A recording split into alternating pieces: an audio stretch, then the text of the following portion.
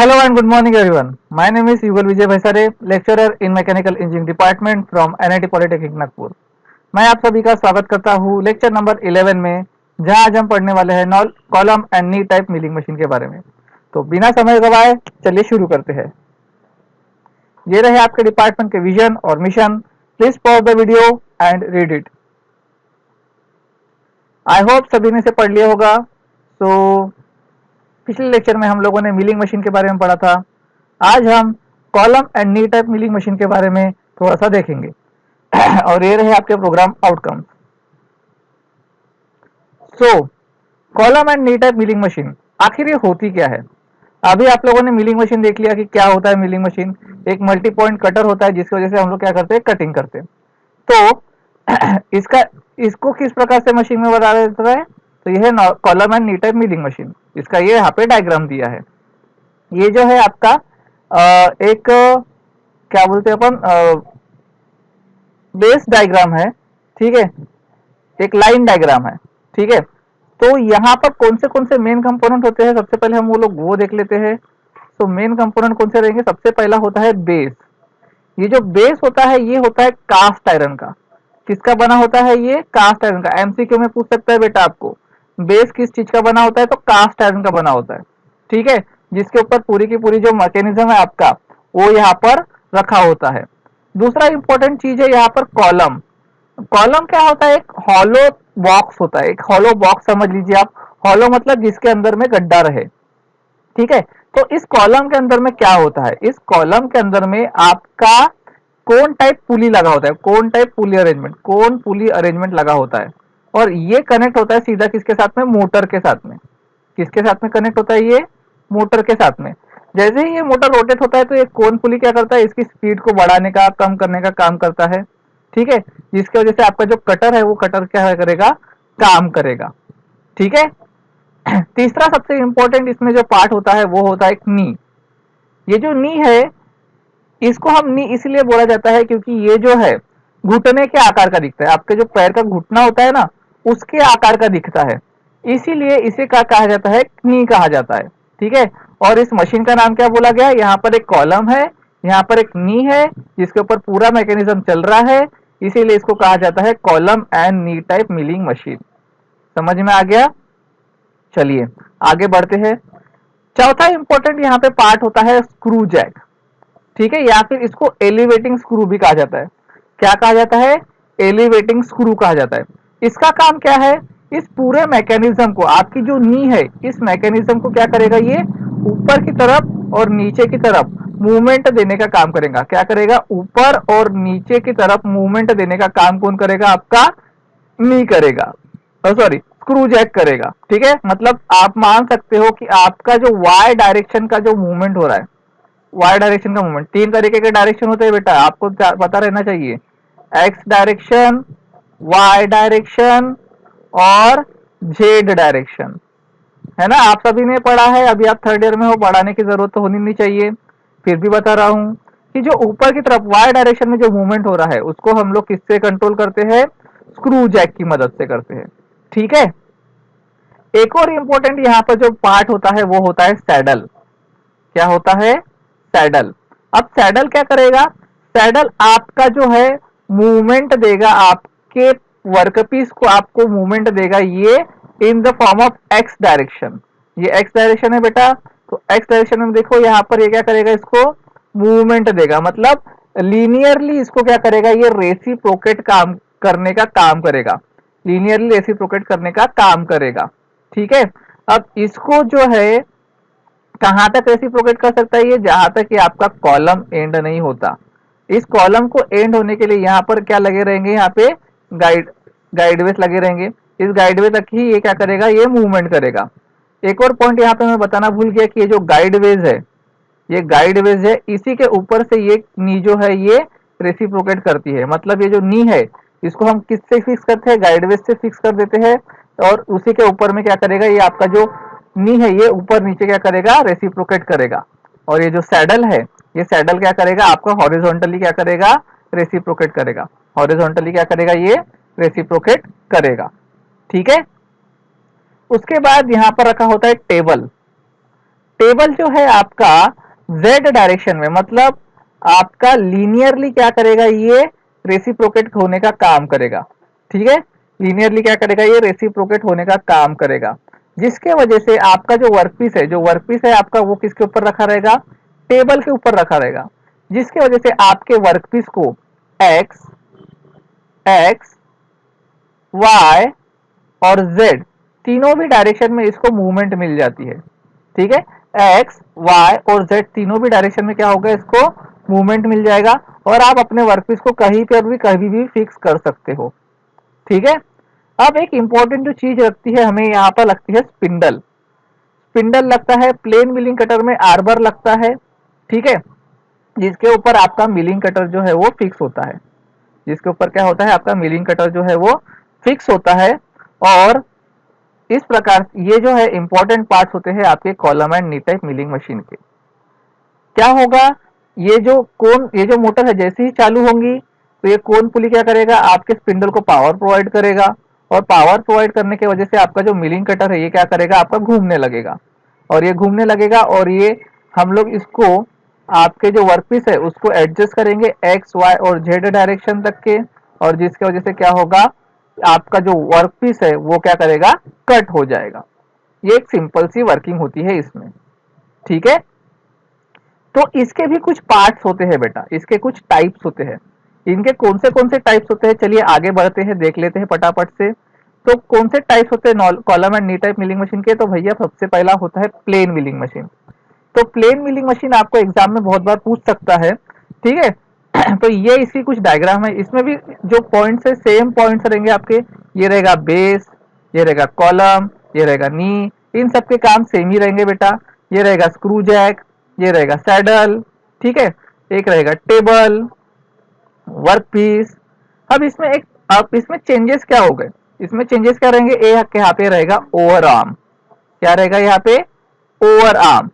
ठीक है, इस ओवर आर्म को लगते हुए यहाँ पर लगा रहेगा एक योक लगा रहेगा। ठीक है, और यहाँ पर हम लोग बाय मीन्स ऑफ बोल्ट की मदद से बोलो या फिर रिवेट्स की मदद से बोलो, यहाँ पर हम आर्बर को फिक्स कर देते हैं।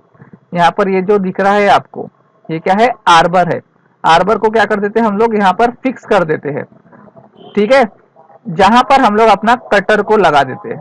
अब कटर क्या करेगा, गोल घूमेगा, आपका कटर गोल गोल घूमेगा, और आपका जो आर्बर है ये क्या करेगा, इसको लीनियर डायरेक्शन में क्या करेगा, आपको मूवमेंट प्रोवाइड करेगा। मतलब आपका कटर गोल भी घूम रहा है और साइड साइड में हट भी रहा है, जिसके वजह से क्या होगा, आप लोगों को वर्कपीस में कट करने के लिए बहुत ज्यादा आसानी हो जाएगी। आप लोगों को वर्किंग तो समझ में आ गई होगी। क्या कर रहे हैं हम लोग, आर्बर के ऊपर जो कटर है, कटर को हम लोग स्टार्ट करते हैं, कटर रोटेट होता है और लीनियरली मूवमेंट भी करता है। ठीक है, आपको वर्कपीस को जहां पर भी पोजीशन करना है, आप by means of screw jack, saddle and table, screw jack, saddle और टेबल, इन तीनों की भी मदद से आप उसको कहाँ पे भी आप एडजस्ट कर सकते हो। यहाँ पर एक और इम्पोर्टेंट चीज लगी हुई है, ब्रेस। ब्रेस का काम क्या होता है कि यहाँ से जो भी कुछ कचरा उड़ेगा तो ये सब क्या करेगा, इसको रोक देगा। ठीक है, यहाँ पर ये इसको रोक देगा, इसलिए यहाँ पर ब्रेसिंग भी हम लोग लगाते हैं। तो ये जो प्लेन मिलिंग मशीन है, इसी का हम लोग यूज करते हैं बहुत सारी जगहों पर, और इसी के एडवांसमेंट हम लोग आगे पढ़ेंगे। ठीक है, तो चलिए, आई थिंक सभी को प्लेन मिलिंग मशीन समझ में आ गई होंगी, तो आगे बढ़ देते हैं पटाख से। दूसरा है वर्टिकल मिलिंग मशीन। और वर्टिकल मिलिंग मशीन नाम से ही समझ में आ रहा है आप लोगों को कि ये वर्टिकल मूवमेंट के लिए हम लोग इसको यूज करेंगे। ठीक है, वर्टिकल मूवमेंट के लिए हम लोग इसको यूज करेंगे। तो कुछ इस प्रकार का इसका डायग्राम दिखता है। इसमें भी सेम कंपोनेंट रहेंगे, इनके भी सेम काम रहेंगे। बेस रहेगा, कॉलम रहेगा, नी रहेगा, स्क्रू जैक रहेगा, सैडल रहेगा, टेबल रहेगा, वर्कपीस रहेगा। ठीक है, बस इसमें चेंज क्या हो गया, प्लेन मिलिंग मशीन में क्या था, आर्बर लगा हुआ था। प्लेन मिलिंग मशीन में आर्बर लगा था, यहाँ पे हम लोग क्या करेंगे, स्पिंडल और कटर लगा के रखेंगे, स्पिंडल और कटर लगा के रखेंगे, जिसके वजह से आपका जो वर्कपीस है, इसको अगर हम लोग इसको ऐसे कट करना है, ठीक है, मतलब इस डायरेक्शन में कट करना है या फिर ऊपर से कुछ कट करना है, तो हम लोग इससे हम लोग कर सकते हैं। ठीक है, इसका भी वर्किंग सभी को समझ में आ ही गया होगा, क्योंकि जो भी इसके इंपॉर्टेंट पार्ट्स है वो मैंने आपको पहले ही कवर करवा दे दिए, है ना। तो जो कटर है आपका जो है, मतलब लीनियरली जो अगर आपको कट करना रहा तो आप लोग वर्टिकल मिलिंग मशीन आराम से इसको यूज कर सकते हो, ठीक है। या फिर ऊपर से भी इसका कटर जो है वर्क करता है, ठीक है। इसको हम लोग स्विवेलिंग हेड वर्टिकल मिलिंग मशीन भी कहते हैं, तो इसको ध्यान में रखिएगा नाम को। ओके, तीसरा है यूनिवर्सल मिलिंग मशीन। ये बहुत ज्यादा इंपॉर्टेंट है बेटा, आपके एग्जाम में ये क्वेश्चन बहुत ज्यादा पूछ सकता है यूनिवर्सल मिलिंग मशीन के बारे में। तो यूनिवर्सल मिलिंग मशीन में आखिर होता क्या है, ये देखिए, ये जो डायग्राम है, ये सेम डायग्राम आप लोगों ने प्लेन मिलिंग मशीन में भी देखा होगा, है ना। अभी हम लोगों ने पढ़ा प्लेन मिलिंग मशीन के बारे में, जिसमें कि बेस था, कॉलम था, नी था, एलिवेटिंग स्क्रू था, ओवर आर्म था, योक था, आर्बर था, कटर था, ब्रेस भी था रो बचाने के लिए, सैडल भी था, टेबल भी था, वर्कपीस भी था। तो भैया इसमें चेंजेस क्या हो गए, तो हम लोग इसको यूनिवर्सल मिलिंग मशीन बोलते हैं। कुछ तो चेंजेस हुए होंगे ना, तभी तो हम इसको यूनिवर्सल मिलिंग मशीन बोल रहे हैं, है ना। तो इसमें जो है चेंजेस क्या होते हैं कि आपका ये जो टेबल है, ये जो टेबल है ये स्विवेल भी कर सकता है। स्विवेल करना यानी क्या हो सकता है, अपनी ही जगह पे घूम जाना।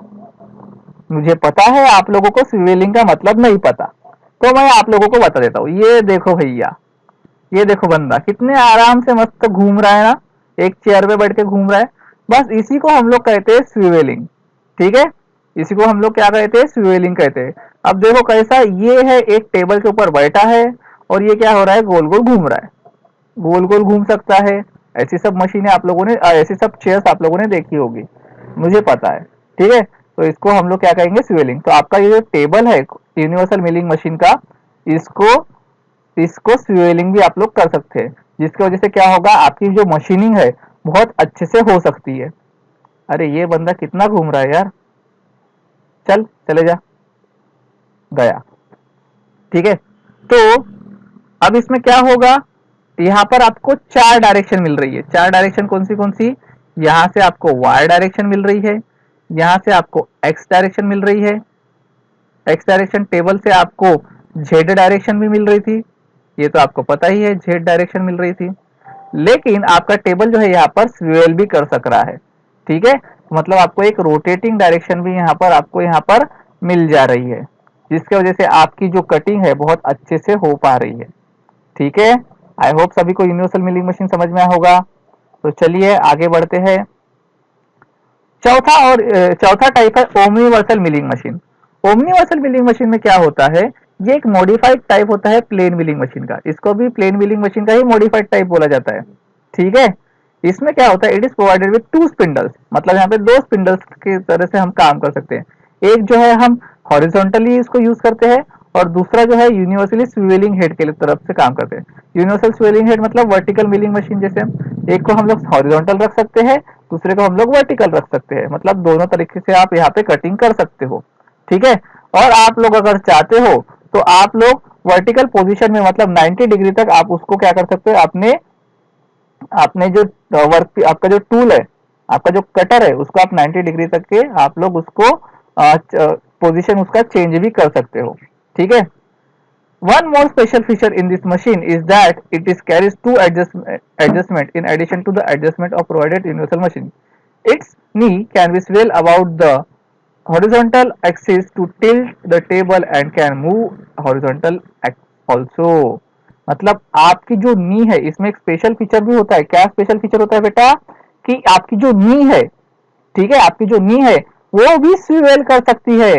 मतलब आप एक्स वाई जेड डायरेक्शन में तो जा ही रहे हो, आपका सैडल भी आपका रोटेट स्विवेल कर सक रहा है, लेकिन आपकी जो नी है, आपकी जो नी को भी आप लोग यहाँ पे रोटेट कर सकते हो।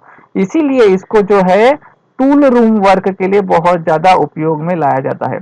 किसके लिए, टूल रूम वर्क के लिए यूज किया जाता है, ठीक है। तो आप लोगों को मैं एप्लीकेशंस जो है ऐसे ही ओरली बता रहा हूं, आप लोगों को ध्यान में रखना है। आपका जो प्लेन मिलिंग मशीन है, अगर आपका जो वर्कपीस है बहुत ज्यादा रिजिड है, बहुत ज्यादा रिजिड रहेगा, तो आप प्लेन मिलिंग मशीन यूज करोगे। अगर आप लोगों को हॉरिजॉन्टली कटिंग करना है, या फिर आपको आपके आपको जो कटर है आपको वर्टिकल रखना है तो आप लोग वर्टिकल मिलिंग मशीन यूज करोगे। अगर आपका वर्कपीस बहुत ज्यादा रिजिड है जिसको अपन लोग बहुत मुश्किल से वर्क कर पाते हैं तो उसके लिए हम लोग क्या यूज करेंगे, यूनिवर्सल मिलिंग मशीन यूज करेंगे। और अगर आपको टूल रूम का वर्क करना है मतलब कुछ छोटे छोटे पार्ट्स बनाने हैं तो आप लोग क्या करेंगे, यूनिवर्सल मिलिंग मशीन यूज करते हैं।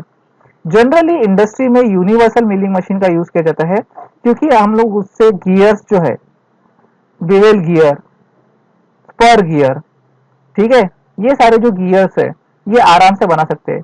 इसीलिए यूनिवर्सल मिलिंग मशीन का यूज बहुत ज्यादा इंडस्ट्रीज में किया जाता है। ठीक है, आई होप सभी को ये समझ में आ गया होगा। मेरे नोट्स में सभी कुछ प्रोवाइडेड है, आप उसमें से भी पढ़ सकते हो।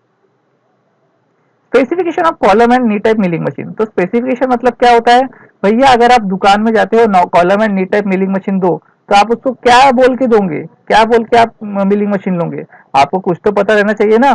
ठीक है, आपको number of speed, spindle speed मतलब आपकी जो स्पिंडल है वो किस स्पीड से घूमेंगी आपको पता रहना चाहिए। आपको नंबर ऑफ फीट्स कितना देना है, आपको कितना पावर चाहिए, उस मशीन में कितना अवेलेबल है, स्पिंडल नोज टेपर नोज का टेपर कितना है आपको पता रहना चाहिए। Horse power of the motor बहुत ज्यादा इंपॉर्टेंट है। अगर आपको पता ही नहीं है कि आपको कितना पावर चाहिए, आपको चाहिए 1.5 HP की पावर और आप लेके आ रहे हो 1 HP का पावर, तो आपका मशीन वर्क करेगा क्या, नहीं करेगा। इसलिए आपको हॉर्स पावर कितना चाहिए मोटर का ये भी पता रहना चाहिए। उसके बाद में approximate weight of the machine, आपको मशीन का वेट भी आपके ध्यान में रहना चाहिए, वरना आपका अगर वर्कपीस बहुत ज्यादा हार्ड रह गया तो आपकी मशीन है वो क्या वर्क कर पाएगी, क्या नहीं कर पाएगी। फ्लोर स्पेस एरिया रिक्वायर्ड मतलब आपके पास फ्लोर स्पेस एरिया कितना है, आप उसी हिसाब से आपकी मशीन लेंगे। तो यूनिट आउटकम्स क्या हुए, हम लोगों ने इंट्रोड्यूस कर पाए column and knee type milling machine को और हमने पढ़ा उसका वर्किंग प्रिंसिपल, उसके different different types of column and knee type milling machine. ठीक है, ये रहे आपके प्रोग्राम आउटकम्स अचीव्ड। तो क्वेश्चन किस प्रकार से पूछेगा आपको एमएसबीटी, तो बताओ बोलेगा वर्टिकल मिलिंग मशीन के बारे में, यूनिवर्सल मिलिंग मशीन के बारे में और ओमनिवर्सल मिलिंग मशीन के बारे में और प्लेन मिलिंग मशीन के बारे में। ये कहाँ छुपा भैया था तो thank you for today's lecture, मिलते हैं अगले लेक्चर में टाइप्स ऑफ मिलिंग कटर्स के साथ। तब तक के लिए keep learning, happy learning and bye bye.